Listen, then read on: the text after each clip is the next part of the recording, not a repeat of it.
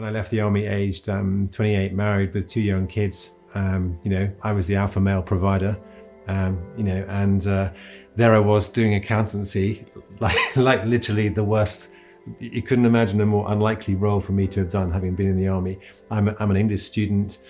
I love languages. Mathematics was not my thing ever, and being analytical was not really my thing ever.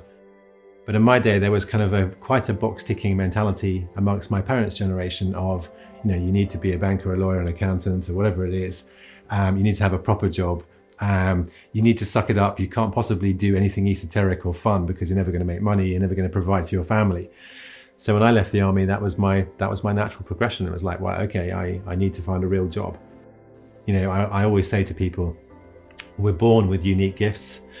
All of us are born with unique gifts, but our conditioning from school, from education, from our parents, from our friends, from everything that we do and from our work is, oh no, you can't be uniquely you.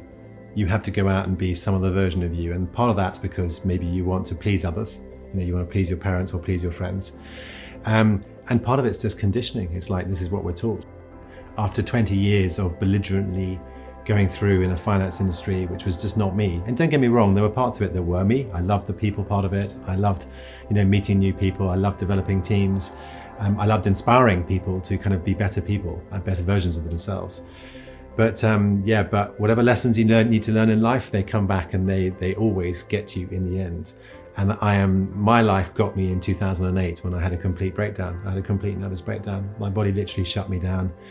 But the most horrifying thing of all, and that was the most terrifying thing of all, was that my head was like rampaging bulls, and I really couldn't control how I was, what I was thinking and feeling. And the feelings that I was feeling were those awful feelings of dread and despair. And I had no idea how to get myself out of that kind of what felt like a